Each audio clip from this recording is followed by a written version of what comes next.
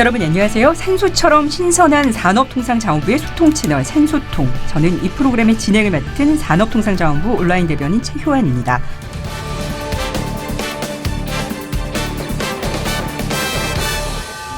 오늘은 수소경제 얘기하려고 합니다. 저희 산업통상자원부가 올해부터 수소산업을 새로운 성장 동력으로 삼는 내용의 수소경제 활성화 로드맵 발표했는데요. 수소야말로 가장 친환경적이고 지속 가능한 미래 에너지로 전 세계에서 각광을 받고 있습니다. 우리나라는 수소 전지차의 최초 양산국일 만큼 기술력에 있어서는 이미 선진국이나 다름없는데요. 올 초부터 문재인 대통령께서도 수소경제 관련 현장 행보를 이어가고 있고요. 얼마 전 노르웨이 국빈 방문 중에도 수소, 저탄소 경제 분야 협력 MOU를 체결하는 등 수소 에너지 분야의 국제협력 강화에도 힘을 싣고 있습니다. 그래서 수소경제 활성화 정책에 대한 정부의 계획, 현황 소개해드리고요.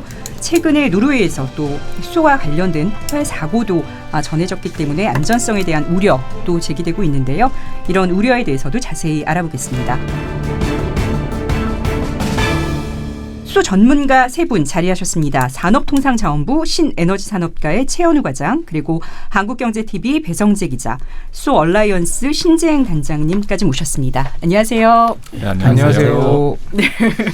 네, 신재행 단장님, 수소 융합 얼라이언스 단장님이시죠? 예. 이게 어떤 곳인가요? 일단 용어가 되게 어렵죠. 네. 융합 얼라이언스.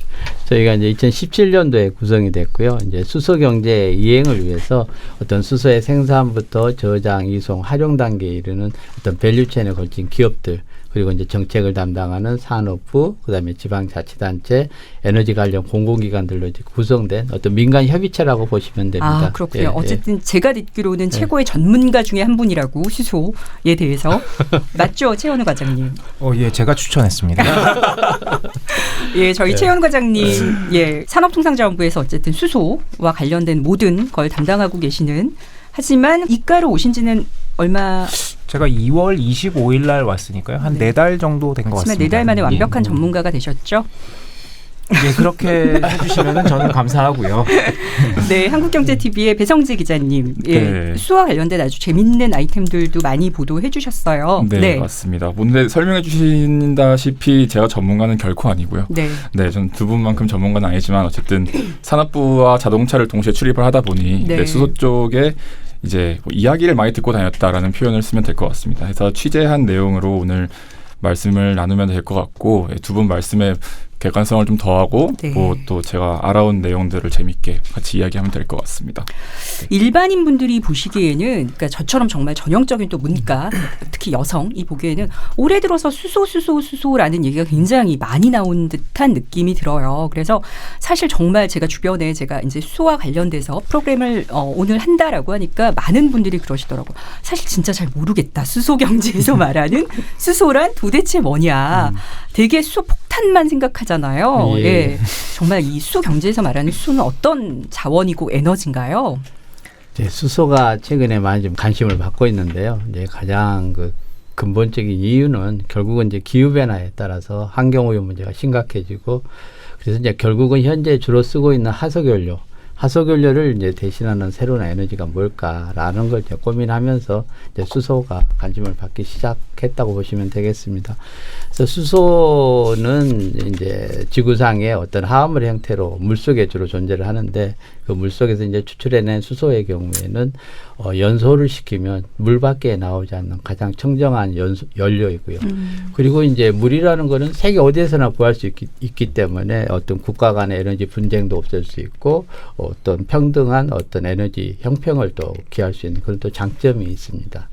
근데 이렇게 왜 저희는 이렇게 별안간 나타났다는 느낌이 드는 걸까요? 그래서 우리나라 아까 같은 방금 경우는. 잠깐 설명을 드렸지만 이제 2015년도에 이제 파리 기후변화 협약이 체결이 되면서 국가들이 실질적으로 CO2 감축 의무를 이제 부담을 하게 되는 겁니다. 그러다 보니까 이제까지는 막연했던 것들이 이제 발등에 불러 떨어진 거죠. 그러다 보니까 CO2 감축을 하려면 결국은 에너지 문제를 해결하지 않으면 안 되고 그래서 이제 친환경 연료를 찾게 된 거고 친환경 연료로서의 기능을 이제 수소가 충분히 담당할 수 있다라는 그런 측면에서 최근에 이제 수소가 관심을 받고 있다고 생각을 합니다.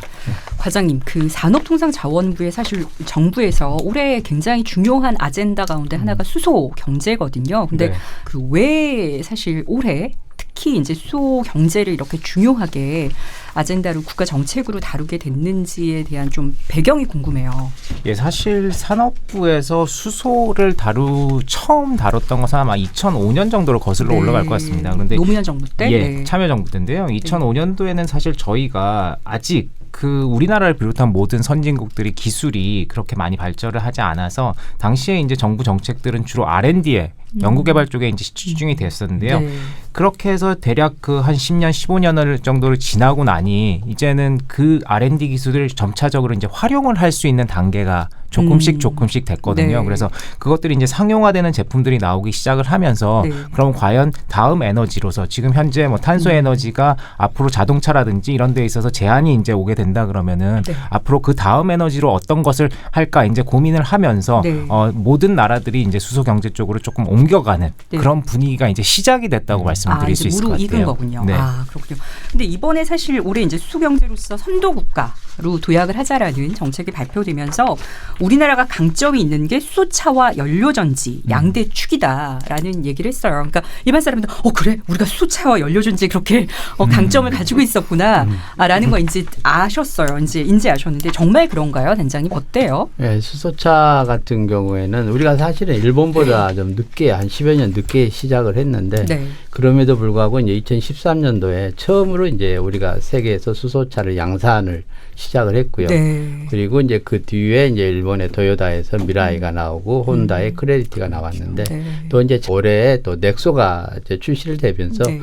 넥소 같은 경우에는 이제 가장 앞선 기술력을 지금 보이고 있습니다. 그래서 수소차 부분에서 굉장히 우리가 세계를 선도할 만한 수준에 놓여 있고 그리고 이제 연료전지 발전소 같은 경우에는 미국과 더불어서 우리가 제일 많이 이제 연료전지 발전소가 구축이 돼 있어요. 세계에서. 그러다 보니까 어떤 시스템 구축하고 운영하는 그런 노하우 부분에서는 우리가 이제 세계를 선도하는 수준에 있다고 보시면 되겠습니다. 과장님, 그래서 수차 누적 생산량이 이제 그 작년에 2000대에서 사실 40년쯤에는 620만 대라는 어마어마한 걸 이제 그 가정을 하고 있는데요. 이렇게 되면 세계 시장 점유율 1위라고 봤어요. 이게 가능한지 그리고 어떻게 이렇게 국내 보급이라든가 이런 것에 대해서 기준을 잡게 됐는지 사실 좀 궁금해요.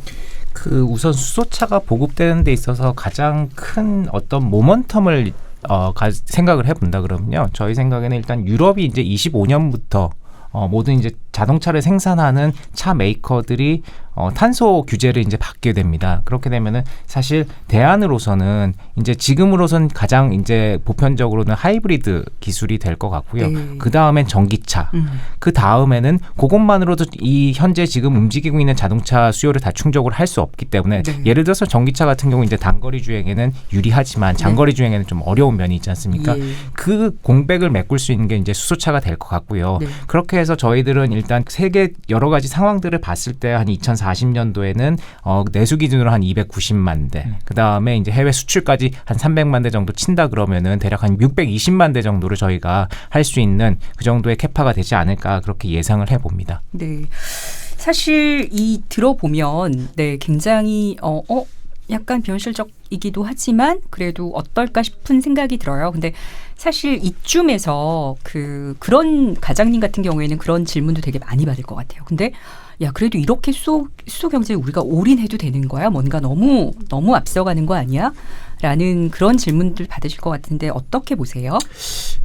저희만이 올인하는 것 같지는 않습니다. 네. 지금 저희가 지난주에 열렸던 이제 G20 에너지 장관 회의라든지 네네네. 5월 달에 열렸던 클린 에너지 장관 회의에서 네. 가장 화두가 됐던 주제가 이 수소였고요. 네. 그다음에 이 수소는 어떻게 보면은 그 기존의 에너지를 하시던 분들, 예를 들어 석유라든지 네. 석탄이라든지 천연가스라든지 기존에 이제 에너지를 하시던 이 군들에서는 사실 석유가 일단 조금 곽강을 받게 되면은 석탄 석탄이라든지 LNG가 서로 경쟁하는 네. 그런 관계였는데요. 수소 같은 경우는 제가 말씀드린 이런 모든 에너지원에서 다 동의를 하는 석유에서도 수소가 나오고 LNG에서도 수소가 나오고 이렇기 때문에 서로 그 갈등 관계가 아닌 에너지로 전부 모든 나라에서 일단 생각을 하고 있습니다. 그래서 앞으로 그런 갈등 관계가 없다 그러면은 더욱더 빨리 발전을 할 거라고 생각을 하고 모든 나라들이 요번 제가 말씀드렸던 두 번의 이제 회의에서도 보면은 수소 관련된 것을 선점을 하기 위해서 기술 개발을 계속 해 나가고 있는 걸로 저희가 파악을 하고 있습니다.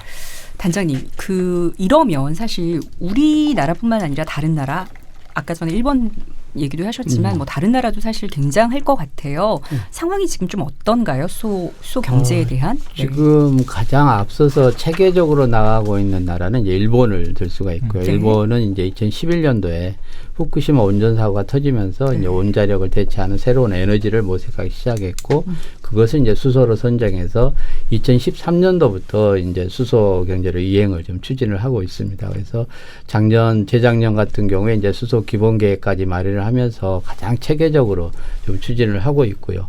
이제 이후 중국의 경우에는 이제 그 친환경 자동차 시장을 좀 앞으로 선점을 해보겠다라는 생각을 가지고 있고 이제까지는 이제 전기차 쪽에 굉장히 중심을 두고 추진을 하다가 이제는 2021년부터는 전기차 쪽에는 이제 지원을 줄이고 네. 오히려 수소차 쪽으로 네. 지원을 좀 집중해 나가는 네. 그런 좀 그림을 그리고 있습니다. 그래서 작년까지만 하더라도 이제 주로 트럭이나 이제 버스 등 상용차 중심으로 하다가 올해 이제 상하이 모터쇼에서 처음으로 수소 승용차를 처음으로 이제 공개를 했어요. 그래서 어떤 자동차 시장에 굉장히 역점을 두고 추진을 하면서 2030년까지 수소차 100만 대를 보급하겠다라는 계획을 제시를 하고 있고 이제 유럽의 경우에는 보면은 이제 거기는 재생에너지 발전 여건이 네. 굉장히 좋아요. 그래서 독일 같은 경우에는 지금 2011년도에 재생에너지 발전 비중이 20%를 넘어가면서 그 버려지는 전기량이 굉장히 이제 크게 확대가 됩니다. 그러다 보니까 그 버려지는 전기를 어떻게 활용할까를 고민하면서 그거를 이제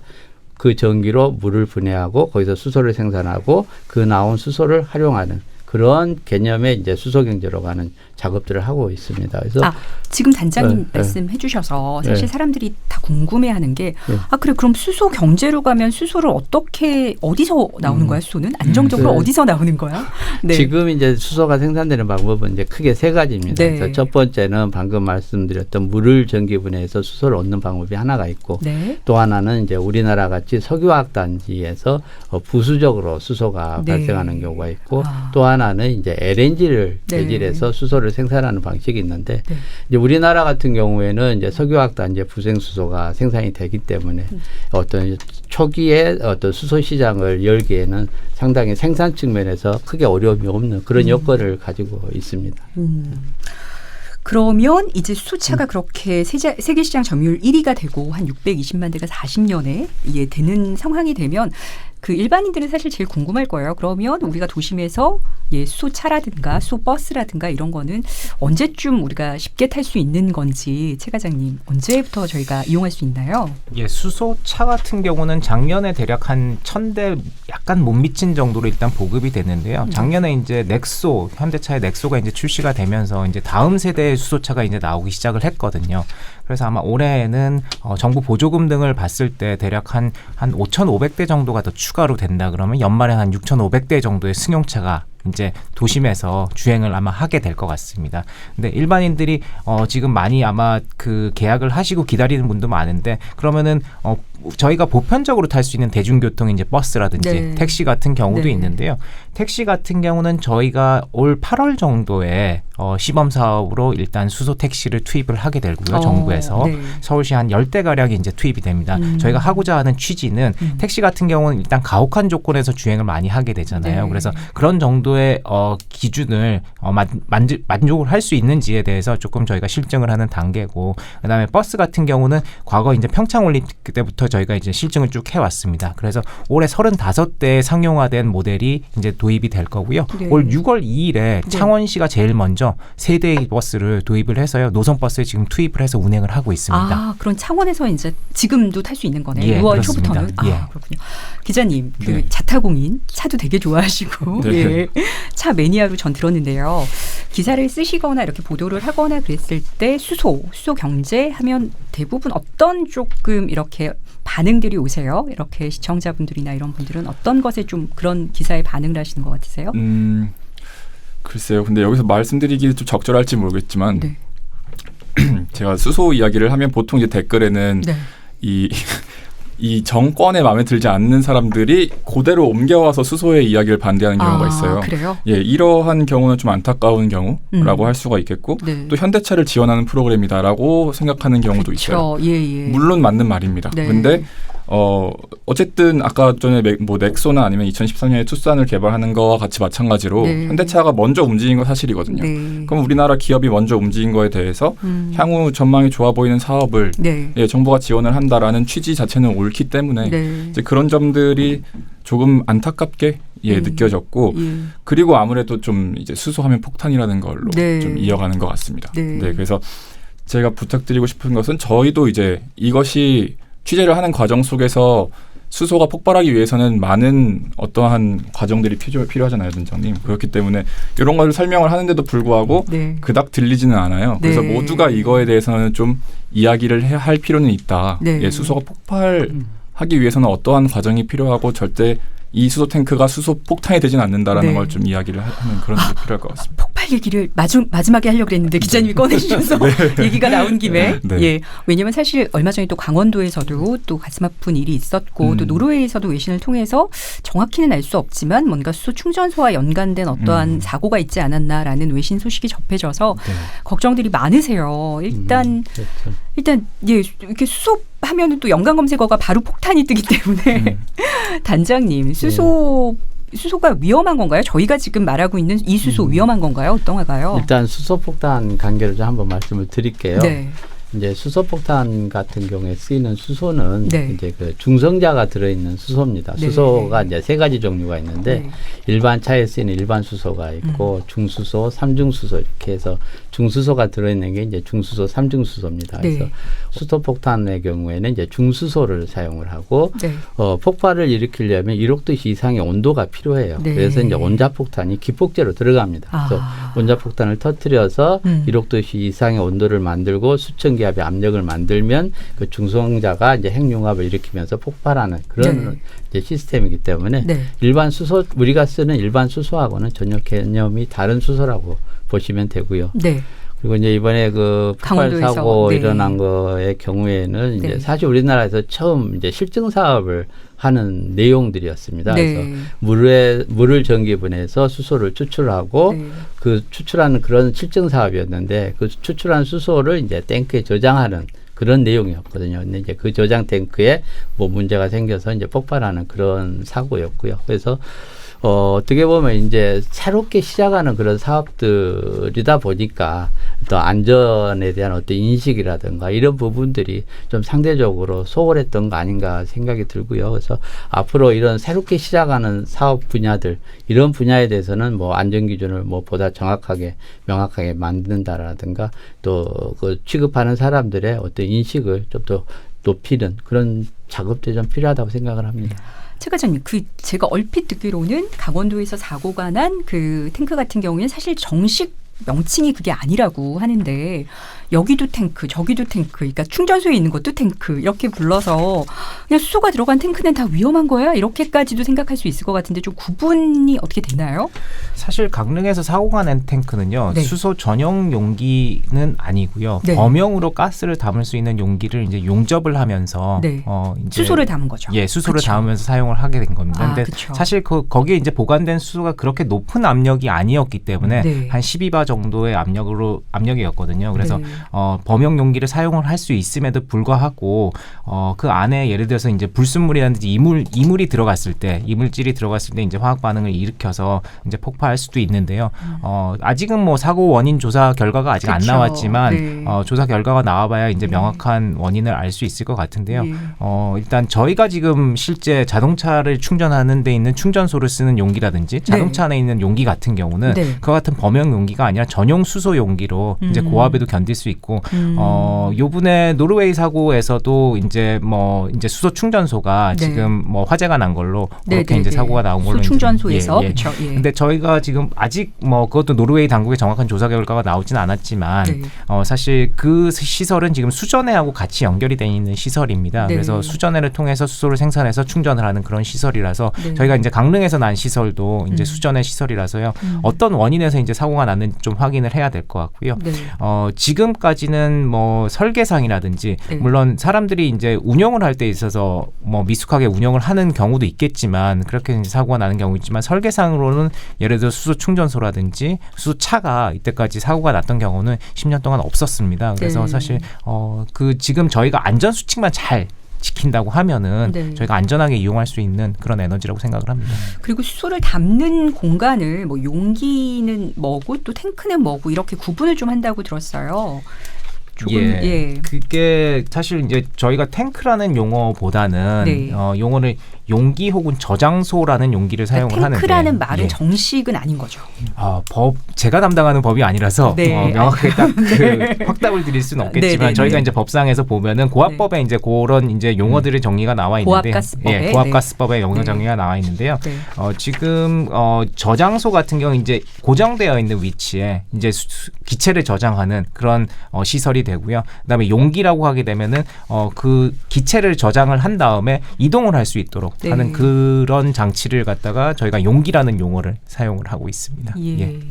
기자님 보시기에는 근데 어쨌든 다 언론에서는 계속 수소탱크 폭발 이렇게 나오는데요. 맞습니다. 예, 이게 조금 그 국민들한테 그리고 시청자들이나 청취자분들한테 조금 안심이라고 할까요? 정확하게 어떻게 좀 용어 정리를 해야 될까요? 어떻게 보세요? 네, 저도 용어 정리가 필요하다고는 생각하는데 근데 네. 사실 기사를 작성함에 있어서 뭔가 용기와 어떤 아까 그쵸. 다른 저장소를 저장소를 사실. 구분을 해서 한다는 것은 이제 일단 시청자한테 이거 두 개는 달라요라고 말을 할 틈도 없고 사실 네. 그러다 보니까 탱크라고 나가는데 사실 명칭 같은 경우는 네. 산업부나 보도자료를 내주시는 쪽에서 정확하게 해주시면은 이제 저도 좋을 것 같습니다. 왜냐하면 저도 취재를 하는 과정에서 아까 말씀하셨지만 네. 이번에 강릉에서 터진 거 10바에서 12바 정도고 네. 이게 지금 바라고 표현하니까 청취자 여러분이 잘 이해하지 네. 못하시겠지만 네. 이제 저희 수소를 충전하는 수 전용 용기는 700바거든요. 네. 그러니까 거의 70배 차이가 나는데 네. 그럼에도 불구하고 이제 같은 탱크로 취급을 받으니 네. 이제 사실 폭발을 하면은 700바가 더 크게 폭발을 하겠죠. 네. 네. 근데 같은 탱크인 거는 아니잖아요. 네. 그렇기 때문에 이 명칭을 좀 다르게 했으면 좋겠다는 어떤 바람이 있었고 네. 그리고 또 한 개 더 말씀드리고 싶은 점은 네. 이게 그러니까 저도 이제 취재하면서 폭발 안 해. 폭발할 확률이 거의 없어. 이제 이런 이야기를 네. 듣고 다녔는데 폭발을 하고 나니까 제가 할 말이 없더라고요. 네. 그래서 이거 뭐지? 어떻게 예. 된 거냐고 이제 예. 교수님들을 찾아가 보니까 네. 이제 수소가 과하게 폭발할 수 있는 성질을 갖고 있다고 하더라고요. 네. 그러니까 쇼크웨이브를 발생을 할 수 있기 때문에 이번 폭발이 그렇게 크게 됐다고 하더라고요, 단장님. 네. 단장님 어떻게 된 아, 거예요? 이제 수소가 네. 산소하고 이제 결합을 하면은 이제 상당히 폭발력이 커질 수 있는 건데 예. 이제 이게 수전의 설비다 보니까 네. 물에서 이제 수소와 산소가 이제 분해돼서 같이 나오는 거거든요. 그래서 네. 이거를 분리시켜서 수소만 저장을 해야 되는 건데 네. 이제 아직 원인이 밝혀지질 않았지만 산소가 조금 그쪽으로 들어가면서 그런 폭발이 일어나지 않았나라는 추측을 하고 기본적으로 있습니다. 그 수소가 산소를 만나면 안 되는데요. 네. 그래서 오늘 우리 그 방송이 그 산소통이잖아요. 네. 제가 수소를 담당을 해서 오면 터지지 않을까 하는 이런 생각도 했는데. 사장님 그런 청취율이 예. 높아갔다. 그래서 농담입니다만 하여튼 저희가 의미심장한 굉장히 산소와 수소는 조금 안 친한 게 알겠다. 예. 수소는 산소를 절대로 만나서는 안 되는 거죠. 만나야 되죠. 네? 만나야 에너지를 에너지가 되기 때문에 전기 에너지를. 에너지가 되기 때문에 만나야 되는데 네. 멀고도 가까운 사이라고 보시면 네, 되겠습니다. 만나야겠지만, 네, 블라블라. 네. 그래서 위험하지 않다기보다는 이 조심해서 사용하자 이런 네. 쪽으로 또 이야기를 좀 해야 될 필요도 느꼈었습니다. 네. 예, 약 잠깐 얘기가 옆으로 갔지만 중요한 얘기였습니다. 폭발에 대해서 과장님 예. 한마디로 좀 안전한 거죠? 예. 안전합니까? 저희 지금 사실 수전의 분야는 모든 나라가 다 아직도 실증을 하고 네. 그 상업적인 생산이 어려운 부분입니다. 그래서 네. 그런 부분은 각 나라들이 이제 다 하고요. 네. 저희가 강릉에서 일단 사고가 난 경우도 일단 지금 수전의 시설이고 그다음에 예. 이제 노르웨이도 이제 수전해와 결합된 충전소인데요. 저희가 지금 도심이라든지 소비자들이 사용하는 네. 그런 모든 시설들은 수전의 시설하고는 완전히 분리가 되어 있고요. 전혀? 예, 네. 저희는 이제 예. 부생수소를 가져와서 네. 충전소에서 이제 충전을 할 수 있도록 그렇게 하기 때문에 지금 사고가 난 거하고는 형태가 조금 다르다고 이렇게 생각을 하고 이 부분에 있어서는 저희가 사실 사람들이 미숙했던 것들을 제외하고는 네. 그런 구조상에 일단 뭐 사고가 났던 적은 없었기 때문에 네. 네, ISO에서도 이제 국제 기준을 이제 정하고 있고요. 네. 그 기준에 따라서 모든 나라들의 시설들이 다 움직이고 있습니다. 네. 예. 강릉 사고 같은 경우에는 또 강릉의 그쪽 경찰청에서 조만간 사고 결과 조사가 날 거고요. 그렇게 되면 당연히 정부 차원에서 대책 마련이 이뤄질 것으로 준비 중에 있습니다. 그래서 지금까지는 또 폭발에 대한 얘기 그리고 수소 모빌리티에 대한 얘기까지 조금 나눠봤어요. 그래서 이제 창원 같은 경우에는 지금 버스 탈 수 있다는 얘기도 들었고요. 에너지 쪽, 이제 수소 에너지 쪽으로 조금 넘어가서 그 이번에 로드맵 발표를 보면 뭐 연료전지 발전용 그리고 가정 건물용의 보급 상황 이런 것도 좀 예측이 됐어요. 과장님 이번에 에너지 분야에서 수소 어떤 걸 준비하고 있는지 조금 얘기해 주시죠. 앞에서 우리 신단장님 말씀을 하셨는데요. 네. 그 지금 발전용 연료전지 같은 경우는 이제 미국이 가장 많은 규모를 가지고 있고 세계적으로는 두 번째로 저희 나라가 가지고 있습니다. 네. 그다음에 발전용 연료전지도 여러 가지 타입이 있지만 이제 저희가 1세대, 2세대 정도의 기술은 다 확보를 하고 있는 상황이기 때문에 저희가 일단 한국에서도 발전용 연료전지가 현재 한 320메가 정도의 발전량을 지금 보이고 있는데요. 네. 저희가 이 부분도 사실 지금 울산이라든지 뭐 대산 같은 데 이제 부생수소가 나오는데 네. 그 수소를 활용을 해서 또 발전을 해서 네. 우리 전기 개통에 좀 그 도움이 될 수 있도록 네. 할 수 있게 하기 위해서 발전용 연료전지도 앞으로 계속 저희가 조금 확대를 해 나갈 그런 예정이고요. 네. 장기적으로는 저희가 발전용 연료전지의 이제 그 수출까지도 네. 생각을 하면서 네. 그렇게 그 산업을 키울 예정입니다. 네. 그 이번에 뭐 대책 발표, 그러니까 수소 경제와 관련된 것 꼼꼼히 들여다 보셨을 텐데요, 신단장님. 어떤 점을 조금 좋게 평가하시고 싶은지 먼저 조금 얘기를 해주시죠. 우리가 이제까지 수소와 관련돼서 정부 정책은 이제 주로 자동차에 좀 포커스가 맞춰져서 추진이 되었었고요. 맞습니다. 그래서 2015년도에 이제 정부에서 네. 수소차 보급 방안이라는 형태로 해서 이제 그쪽 중심으로만 이제까지 추진되어 왔는데 네. 이제 이번에 발표한 로드맵은 수소의 이제 생산부터 저장, 뭐 이송, 활용까지 네. 전 밸류체인에 전주기로. 걸쳐서 네. 이제 우리가 어떻게 접근할 건지를 네. 전체적으로 다룬 내용입니다. 그래서 우리가 이제 수소 경제로 나아가기 위해서는 뭐 자동차만 잘해서 되는 것도 아니고 결국은 생산부터 전 밸류체인에 걸쳐서 우리가 어떻게 잘 만들어 갈 건지가 굉장히 중요한 건데 일단 그 시발점이 됐다는 게 저는 굉장히 중요하다고 생각을 합니다. 네. 기자님은 어떻게 보셨어요, 이번에? 일본 사례를 저는 많이 취재를 했었는데 네네. 일본 같은 경우는 뭐 이미 사실상 가정용 연료전지도 완전히 상용화 단계에 들어갈 정도로 크게 발전이 되고 있는 상황이더라고요. 그래서 우리나라도 이런 연료전지가 사실 원전 하나가 1기가와트 정도의 발전을 한다고 1년에 한다고 하는데 연료전지가 일본 같은 경우는 거의 가정용만 정확하게 제가 수치가 기억이 안 나는데 거의 원전 몇 기 수준까지 올라섰어요. 네. 그렇기 때문에 우리나라도 지금 그러니까 한일이 좀 빠른 편인데 한국과 일본이 같은 수준으로 연료전지에 올라간다면 에너지적인 측면에서도 이제 뭐 탈원전으로 가는 흐름에 있어서 네. 훨씬 더 좋은 수단 중에 하나가 될 수 있겠다. 네, 저도 그렇게 취재를 했었어요. 그렇죠. 최 과장님 사실 에너지 전환이라는 큰 측면에서 봤었을 때는 진짜 뭐 뗄래야 뗄 수 없는 그렇죠. 수소 경제가 그런 것 같은데요.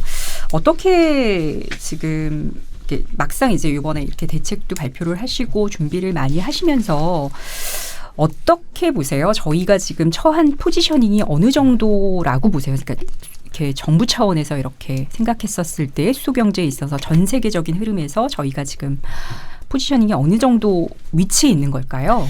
그 수소 경제를 전체 봤을 때요. 이제 수소를 생산해서 저장 운송을 하고 활용하는 단계로 이렇게 전 주기라고 볼 수 있을 것 같습니다. 네. 근데 지금 사실 이제 그 주기 중에 이제 활용하는 단계는 저희가 이제 앞에서 계속 이야기를 했던 자동차 분야하고 그 다음에 이제 발전용 연료전지 분야가 있을 것 같은데요. 네. 이 활용 분야에서는 상당히 강점이 있습니다. 네. 근데 아직 생산 분야는 세계 어느 나라도 네. 장기적으로는 지금 수전의 기술로 가야 되지만 아직 네. 다 실증 단계에 있고 모든 나라들이 이런 수소를 수전해 그러니까 깨끗한 수소를 생산을 하기 위해서 남는 재생에너지로 깨끗한 수소를 생산을 하기 위해서 지금 열심히 노력을 하고 있고요. 네. 저희도 이제 노력을 하고 있고 네. 그다음에 이제 앞에서 우리 배 기자님도 말씀을 하셨지만 뭐 일본 같은 경우는 일단 저장이라든지 운송 부분에 조금 강점이 있는 그런 부분이고요. 저희가 이제 그런 부분도 이제 전체 따라잡으려고 기업들하고 그다음에 정부가 이제 R&D를 열심히 하고 있습니다. 일반적인 소비자들이 보기에는 사실 조금 얘기를 이제 넘어가서 역시 차일 것 같아요. 예. 기존에 굉장히 다른 차원의 차를 타게 되는 건데요. 수소차에 대해서 어떠세요? 수차 네. 기자님 같은 경우에는 특히 네. 또 실물도 많이 다루셔야 되니까 네, 그렇죠? 맞습니다. 예, 보도를 통해서는 일반인들에 대한 수차에 대한 관심 좀 느껴지시나요? 어떤가요? 제가 그 과장님이 저를 그거 보고 저를 섭외를 하셨었는데 네. 수소차 유튜브를 찍었잖아요. 네. 수차 유튜브를 직접 네, 제작하신. 콘텐츠를 찍었는데 네. 그 잠깐 충전소를 들르거나 아니면 네. 휴게소에 잠깐 서 있는 사이에도 네. 오세요. 아, 네, 오셔가지고 이거 나 살려고 하는데 어떻게 구했냐 뭐 네. 이런 식으로 주문하면 8개월이 걸린다더라 네. 그렇다더라 뭐 네. 이렇게 얘기하시는 분들도 있고 네. 어쨌든 분명하게 이 수소차에 대한 관심이 많습니다. 근데 네. 많은 이유 중에 하나가 이 정부 보조금이 굉장히 크거든요. 그쵸. 네, 그래서 엄청나죠. 차 가격이 네. 6,900만 원에서 7,200만 원 그 두 가지 모델이 나오는데 7천만 원짜리 차인데 한마디로 네. 이 중앙 보조금과 지방 보조금을 다 더하면 3,500만 원 수준까지 올라오니까 네. 뭐 차값 뭐 3,500만 원 언제 정부 지원을 받겠냐 이러면서 이제 관심이 굉장히 크시더라고요. 네. 예, 근데 뭐 이제 또 뒤에서 얘기할 거지만 충전소 문제 때문에 좀 망설이시는 분들도 있고, 네. 네, 아무튼 그런 분위기입니다. 최 과장님, 그 사실 수소차 얘기를 하면 또 일각에선 그래요. 헉, 그럼 정부가 전기차는 버린 거야? 왜 전기차는 어떻게 된 거야? 근데 전혀 그렇지 않지 않아요. 어떻게 지금 그 상용차 전략은 어떻게 나가고 있는 건가요? 그런 질문을 정말 많이 받는 것 같아요. 그죠. 전기차하고 수소차하고 어떻게 해야 되냐. 근데 네. 사실 그래서 제가 조금 농담 삼아 얘기 드리는 건요. 네. 장 보러 가실 땐 전기차 타시고 네. 여행 가실 땐 수소차를 타시면 될 것 같습니다. 아, 왜요? 일단 그렇게 말씀을 드리는 이유는요. 네. 전기차는 지금 저희가 이제 배터리를 거기 차에다 싣고 네. 이제 주행을 하게 되는데요. 네. 거리를 늘리기 위해서 이제 배터리 양을 늘려야 되는데요. 그럼 네. 차 무게가 이제 늘어나니까 어떤 효율성이 이제 떨어지는 그런 네. 문제가 발생을 하고요. 지금 네. 대략 전기차가 한 250에서 300km 정도 가게 되는데 네. 그거를 갖고 이제 장거리 주행을 하기는 좀 어려운 상황이고요. 네. 근데 수소차 같은 경우는 한 번 충전에 지금 600km 이상을 이제 달릴 수 있기 때문에 네. 지금 가솔린 차와 이제 똑같은 정도의 이제 거리를 이제 달릴 수 있거든요. 그래서 장기적으로는 수소차와 전기차가 이제 공존하는 네. 그런 모습이 되지 않을까 하는 네. 그런 생각을 하고 있습니다. 그러면 정부의 방침이나 입장, 정책 방향도 역시 전기차를 뭔가 건너뛰고 수소를 가는 건 아니라는 말씀이신 예, 거죠? 맞습니다. 네. 예. 단장님 어떻게 보세요? 전기차와 수소차의 이런 지금 저희 정부의 같은 경우에는 공존하는 그렇죠? 공존하는 정책을 피고 있습니다. 예, 전문가 입장에서는 어떻게 보세요? 예, 뭐 이제 수소차와 전기차가 각각 특성이 있잖아요. 장단점이 있기 때문에 네. 결국은 서로 장단점을 보완하면서 가야 될 것으로 생각을 하고요. 네. 이제 먼 미래를 보면 결국은 이제 친환경차로 갈 수밖에 없거든요. 네. 뭐 각국이 이제 내연기관차 생산 중단을 선언하고 있는 상황이기 때문에 네. 결국은 뭐 2030년, 40년 이후 되면은 이제 거의 이제 친환경차 중심으로 갈 텐데 그러면 이제 전기차 하나만 간다고 했을 경우에는 상당히 좀 위험성도 있고 네. 어떤 소비자의 선택권을 제한하는 부분도 있기 때문에 또 그런 측면도 같이 고려를 해야 된다고 생각을 합니다. 그래서 그 글로벌 자동차 기업들의 어떤 전문 경영인들 대상으로 설문조사를 한 걸 보면은 한 2040년 정도 되면은 뭐 수소차, 전기차, 내연기관차, 하이브리드 차가 거의 비슷한 수준으로 한 20%에서 30% 사이를 차지할 거다라는 전망도 있습니다. 그 일반 소비자들은 정말 제일 궁금한 게 그래. 그럼 수소차는 좋은데 그럼 결국은 충전이 어떻게 가능한지 용이한지 그 부분일 것 같아요. 충전 부분은 어떻게 돼가고 있나요, 과장님? 그 저희가 그 2023년까지 310개의 충전소를 구축하겠다는 계획은 이번에 1월달에 로드맵을 만들면서 발표를 했고요. 네네. 지금 현재 대략 충전소가 한 24개 정도가 이제 전국에 있습니다. 그래서 아직까지는 지금 활용하시기에는 조금 불편함이 있으시고요. 서울시 같은 경우도 지금 양재동, 그다음에 상암 뭐 요 정도밖에 지금 없으신데 이제 8월 달에 이제 정말 도심에 네. 이제 국회 충전소가 이제 들어서게 되고요. 네. 이제 다른 지자체에서도 이렇게 충전소가 들어서게 되면은 대략 올해는 한 86개 정도 충전소가 일단 구축이 될 예정입니다. 그래서 점차적으로 수소차가 이제 늘어남에 따라서 충전소도 그거에 맞춰서 저희가 계속 이제 구축을 할 예정이고요. 그다음에 지금까지는 사실 조금 수소를 가져오는데 비용이 상당히 많이 들거든요. 네. 근데 그런 비용도 낮출 수 있도록 네. 그렇게 지금 여러 가지 다방면으로 예. 검토를 또 하고 있습니다. 예. 단장님, 그 아까와 또 사실 또 안전 얘기가 나올 수밖에 네. 없는 동어반복적인 네. 그렇긴 한데 사실 또 이제 도심 한가운데 이제 수소 충전소가 굉장히 많이 생기게 되면 또 그것에 대해서 좀 우려를 하시는 분들도 있을 것 같아요. 예. 그 도심에 있는 수소 충전소 정말 완전히 안전한 건가요? 생겨도 되나요?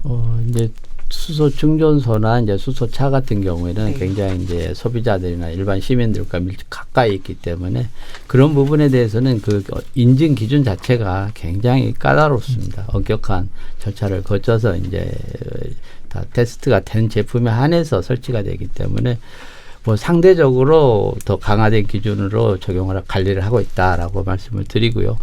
이제 에너지라는 거는 뭐 기본적으로 폭발력이 없다면은 그건 에너지가 될 수 없는 거기 때문에 네. 뭐 언제든지 폭발할 수 있는 그런 잠재적 위험성은 가지고 있죠. 그래서 예. 이제 그런 부분들을 우리가 어떻게 잘 관리해 나가느냐의 문제라고 생각을 합니다. 어찌됐건 지금 수소차나 어떤 그 충전소형 용기 같은 경우에는 훨씬 더 엄격한 기준으로 지금 관리를 하고 있습니다. 네. 이제 이번 정책을 살펴보면 과장님, 그러니까 21년 후에요. 2040년에 물론 추정치이긴 하지만 약 43조 원의 부가가치와 42만 개의 새로운 일자리가 창출을 기대케 하고 있어요. 이거 너무 장밋빛 아닌가라는 생각이 드는데 이렇게 추정하시게 된 그리고 이렇게 그러니까 기준을 세우시게 된 어떠한 뭐가 있을까요? 저희가 사실 장기적인 그 수소 경제 전망에 대해서는 2017년도에 이제 맥킨지에서 네. 비전을 제시를 했던 것이 있습니다. 이제 네. 저희도 이제 그런 모델을 이제 따라서 했는데요. 네. 잠깐 조금만 예를 든다 그러면은 네. 사실 전기차 같은 경우는 지금 가솔린 자동차에 비해서 일단 부품 수가 한 3분의 2 정도밖에 되지 않습니다. 네. 그 얘기는 뭐냐면은 결국에는 그 서플라이 체인, 밸류 체인이 상당히 간단하고 네. 그 산업적 파급 효과가 그렇게 크지 않지만 수소차 같은 경우는 지금 가솔린 차가 가지고 있는 부품 수와 똑같은 수의 네. 이제 부품 수를 가지고 있게 되거든요. 네. 그렇게 된다 그러면 지금 가솔린 차가 갖고 있는 고용 창출 능력이라든지 네. 부가가치 능력 같은 것들은 수소차는 일단 가솔린 차의 산업 정도로 끌어올릴 수 있기 때문에 저희가 조금 어떻게 보면은 긍정적으로 네. 봐서 저희가 그런 비전을 제시를 했습니다. 네. 그러면 조금 더 자세하게 이렇게 지금 뭐 20년 후에는 이렇지만 그 중간에는 어떤 단계로 조금 수소 산업이 진행이 될까요? 저희가 그 발표를 할 때요, 대략 그 22년 정도까지를 수소 경제의 준비기로 봤고, 예. 그다음에 30년까지 확산기, 네. 그다음에 40년도를 이제 수소 경제의 선도기로 봤는데요. 네. 저희가 그런 그 기준을 제시를 했던 거는 네. 수소를 어떻게 생산하느냐의 이제 기술에 따른 그런 기준을 저희가 그렇게 해서 세 가지 단계를 이제 구분을 했었는데요. 네. 그래서 22년 정도가 되면 저희가 볼 때는 일단 이제 수전해를 통해서 클린 수소를 생산을 이제 시작을 할 만큼의 정도의 기술력을 확보를 하지 않을까 하는 그런 생각이 들고 네. 이제 30년도가 되면은 지금은 사실 해외에서 수소를 도입을 해 올 수는 없습니다. 수소를 운반할 수 있는 선박이 없기 때문에. 네. 근데 앞에서 우리 신단장님도 말씀을 하셨지만 이제 20년도 같은 경우 일본에서 이제 처음 해외에서 수소를 도입을 한다고 하게 되면요. 네. 한 30년 정도가 됐을 때는 네. 이제 해외 국가 간의 수소 거래도 이제 활발하게 이루어진다 그러면은 해외 수소도 저희가 들여올 수 있고 그렇게 된다 그러면 큰 수소가 생산을 할 수 있는 어떤 그 큰 원천을 저희가 확보를 할 수 있어서 그런 정도의 준비기, 확산기, 선도기 이런 이제 두세 가지 이제 기준을 수소 생산의 관점에서 저희가 한번 나눠봤었습니다. 네. 단장님 한 3년 정도까지가 이제 준비기 정말 바짝 준비해야 되는 그렇죠. 어느 일정 시점으로 올라가려면 준비해야 되는 시기인 것 같은데요. 아까 전에 이번 대책에 있어서 어떠한 의의 같은 거 말씀해 주셨는데 우리가 3년 안에 그럼 또 뭘 더 열심히 해야 되는 걸까요? 이제 가장 지금 앞서 있는 게 이제 수소차기 때문에 이제 충전소 보급이 이제 단기적으로 가장 좀 추진이 돼야 될 것으로 보이고요. 네. 그리고 이제 우리가 좀 중장기적으로 준비할 게 이제 수소의 생산 부분에서 어차피 이제 가도기적으로는 뭐 LNG 개질이라든가 부생수소를 계속 사용할 수밖에 없기 때문에 그걸 좀 더 어떻게 효율화할 수 있는 기술 같은 그런 개발을 좀 해야 될 것 같고요. 그리고 이제 그 제품의 활용 부분에 있어서도 이제 선박이라든가 열차라든가 이런 부분으로도 이제 계속 확장을 시켜 나가야 됩니다. 그래서 어떤 그 확장하기 위한 어떤 밑작업들 이런 부분들을 단기적으로는 좀 추진이 같이 돼야 된다고 생각을 합니다. 네. 기자님 수소차도 직접 몰아보셨고 네. 이번에 어쨌든 저희가 이제 그 일본에서도 많이 취재도 열심히 하셨고 여러 관련 취재를 좀 하셨는데요. 어떻게 보세요? 좀 정부가 더 해야 될 것들 뭐 생각나시는 게 있다면? 더 해야 될 것은 사실 뭐 과장님께서 굉장히 열심히 하고 계시는 가운데서 근데 이 악마는 디테일에 있다 그러잖아요. 네. 그래서 이제 취재를 하러 다니다 보면 실제로 사용하시는 분들이 느끼는 불편함이 많아요. 네. 그러니까는 물론 거시적으로 관점에서 봤을 때는 어떤 것을 생산하고 어떤 것을 보급하고 어떤 것을 뭐 얼만큼 하고 이런 계획들을 짜야 하지만 실제로 이제 수소차를 몰고 거리로 나갔을 때에 느끼는 애로사항들 네. 이제 이런 것에 좀 초점을 이제 서서히 맞춰 나가면 될 것 같습니다. 네, 그래서 뭐 저희가 이후에 다루게 될지 네. 모르겠지만, 네. 다룹니다. 네, 예, 수차만 다룹니다. 네, 그래서 이제 뭐 충전소에 관련해서 민간에서 스스로 어떤 어플리케이션을 운영하고 있거나 예, 뭐 그렇죠. 이러한 뭐 하면서 수소를 다루는 컨트롤 타워가 없다. 네. 뭐 환경부에 얘기했다가 국토부에 얘기했다가 산업부에 얘기했다가 뭐 이랬다는 거죠. 네. 이제 이런 것들이 조금 정리가 필요할 때가 아닌가라는 생각이 들었었습니다. 네. 막바지에 접어들었으니까 조금 민감한 질문 최 과장님께 드리자면 이게 사실 수소 얘기를 할 때 아까 전에 약간 네거티브한 반응을 보이시는 분들의 또 그 많은 의견이 어떠한 특정 뭔가 그렇죠? 현대라는 특정 회사를 너무 밀어주는 게 아니냐 이 산업 자체가 이런 우려의 목소리도 사실 있거든요. 정부 측에서의 입장은 어떨까요? 그 처음에도 말씀을 드렸지만 저희가 뭐 특정 회사 때문에 수소 경제를 한다는 생각은 안 듭니다. 네. 저희 입장에서는 앞에서 말씀드렸지만 다른 나라들이 다 수소 경제로 이행을 위해서 네. 상당히 많은 투자를 하고 있고 노력을 하고 있는 상황에서 저희가 이제 뒤처지면은 그쪽에 열리는 시장과 산업에서 뒤처질 수밖에 없기 때문에 네. 저희가 일단 다른 나라들보다 좀 더 앞서기 위해서 수소 경제에 대한 정책을 조금 추진을 한다고 생각을 하고요. 네. 특정 차와 관련해서는 사실 현대가 아주 오랜 기간부터 이 수소차와 관련된 연구 개발을 했었고 그다음에 세계에서 최초로 상용화했던 그런 의의도 있거든요. 그러니까 네. 저희는 현대차가 갖고 있는 강점들을 네. 최대한 활용을 해서 앞으로 다른 나라와 경쟁을 해서 이제 수소 경제로 넘어가는 그런 과도기에서 좀 더 빨리 움직일 수 있도록 하기 위해서 저희가 정부 정책을 펴나가는 거지 어떤 특정 회사를 위해서 한다는 생각은 뭐 절대 하고 있지 않습니다. 네. 신 단장님, 와 수소와 함께 하신 세월이 엄청나신 거잖아요. 그렇죠? 예. 그래서 이제 뭐 현대차 그런 이야기들도 있는데 네. 사실은 이제 작년에 정부에서 혁신 성장의 한 축으로 이제 수소 경제를 시작을 맞습니다. 한 거거든요. 네. 그 의미는 뭐냐면은 네. 지금 우리 우리 경제 성장률을 보면은 잠재 성장률이 2% 후반대까지 급격히 떨어져 있단 말이에요. 네. 근데 이거를 이제 반등을 시켜야 되는데 우리 산업 제조 구조를 보면은 결국은 화석연료 기반의 자동차, 조선, 뭐 석유화학 업종 중심이란 말이에요. 근데 아까 제가 2015년 기후변화 이야기를 했잖아요. CO2 감축을 해야 되니까 그건 국제 간의 어떤 화석연료 기반의 제품에 대한 국제 거래에 대한 어떤 규제가 계속 강화되고 있습니다. 그래서 연비 규제라든가 선박의 그 항산화물 규제라든가 이런 부분들이 계속 생기기 때문에 더 이상 이거를 기존의 화석연료 체계로 가져가 가지고는 어떻게 제조업의 경쟁력을 끌어올릴 수가 없습니다. 그래서 미래의 어떤 제조업 경쟁력을 높이기 위한 측면에서 이게 수소 경제가 지금 시작되고 있다고 보시면 되겠습니다. 단순한 뭐 수소차의 문제만은 아닙니다. 네. 최 과장님, 이 분야를 맡으신 지 얼마 안 됐는데도 불구하고 네, 너무 전문가 같으시죠. 네. 감사합니다. 네. 최 과장님은 어떠세요? 이렇게 또 오셔서 굉장히 중요한 또 이제 대책도 발표를 하시면서 여러 가지 생각이 드실 것 같아요. 그리고 굉장히 또 그 공무원으로서 사실 이런 기회가 쉽지 않죠. 굉장한 어젠다가 바뀌는 시기에 또 이런 정책을 집행하는 입장에서 예, 수소 경제 예, 책임지는 그 정책 그 최일선에 있는 사람으로서 예, 어떻게 조금 그 국민들이 받아들여지고 이렇게 하셨으면 좋겠다는 생각이 있으세요? 어떤 걸까요? 개인적인 제 그 경력하고 조금 관련을 해서 말씀을 드리면요. 제가 2001년도, 2년도에 네. 지금 제가 머무는 이 담당을 하는 과에 근무를 했었습니다. 네. 근데 당시에는 수소라는 얘기는 정말 나오지도 않았었고요. 네. 그다음에 신재생 에너지가 처음 시작을 하는 단계였습니다. 그게 네. 2002년도인데요. 2001년도, 2년도인데요.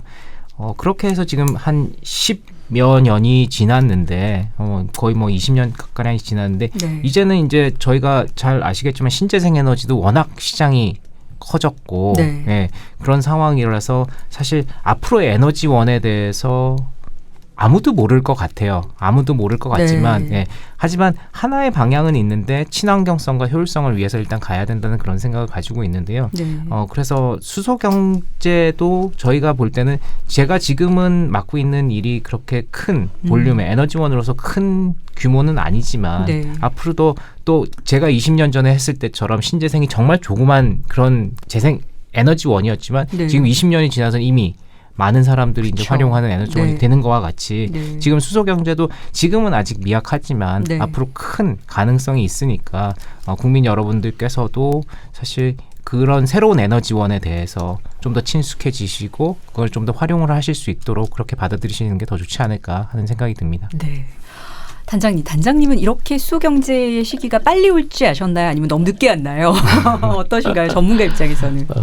사실 뭐 이제 최근에 급격하게 진행이 되는 부분은 있습니다. 네. 근데 이제 수소 경제라는 게 결국은 우리가 갈 수밖에 없는 길이라고 생각을 합니다. 지금 인류가 안고 있는 가장 큰 문제가 환경오염 문제, 그다음에 또 에너지 고갈 문제라든가 이런 크나큰 문제가 있는데 과연 이 문제를 어떻게 해결할 거냐의 문제죠. 그러면 새로운 대체 에너지가 있어야 되는데 네. 그게 이제 유일하게 좀 수소가 그 역할을 할 수 있는 거거든요. 예. 수소는 뭐 대량으로 장기로 저장이 가능하고 또 국가 간의 운송도 용이하기 때문에 어떤 석유를 대체할 수 있는 어떤 기반 에너지로서의 특성을 가지고 있어요. 그래서 네.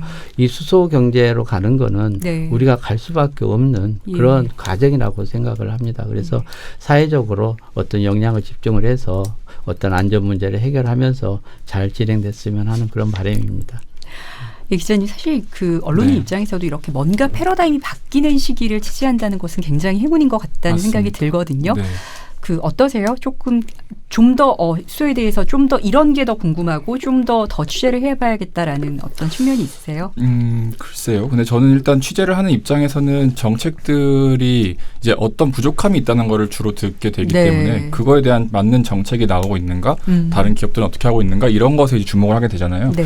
근데 사실 말씀하셨다시피 패러다임이 바뀌고 있는 상황이기 때문에 저는 이쪽 취재가 재미있어요. 네. 그러니까 산업부나 제가 자동차도 말씀드렸고 네. 자동차 조선 다 하는데 어딜 가든 이제 어떻게 하면 안 망하는가에 대해서 고민을 하고 있거든요.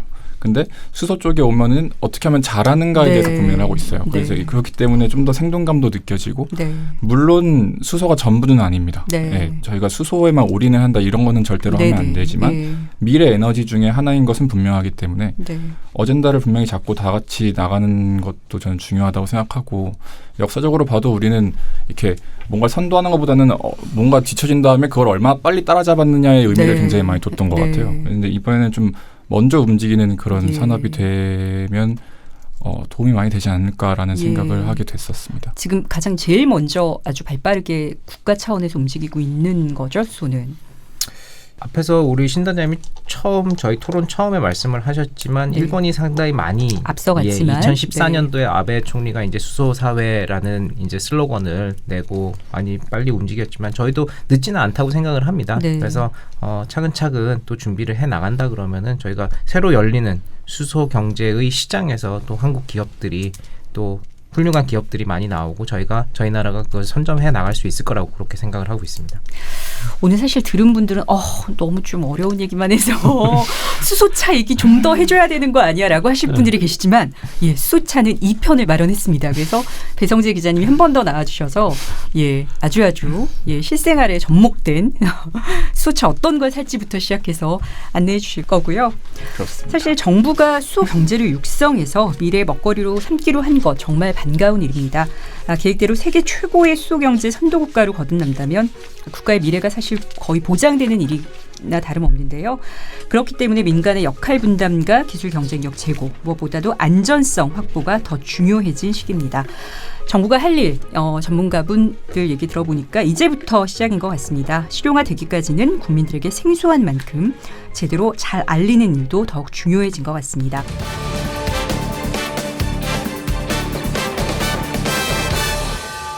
오늘은 수소경제 정책과 최근의 현안 등 살펴봤는데요. 산업통상자원부 신에너지산업과의 최현우 과장님, 그리고 한국경제TV의 배성재 기자님, 수소융합 얼라이언스의 신재행 단장님, 세 분 긴 시간 말씀 너무 감사합니다. 감사합니다. 네, 감사합니다. 네, 저는 산업통상자원부 온라인 대변인 최유한이었습니다. 다음 시간에 뵙겠습니다.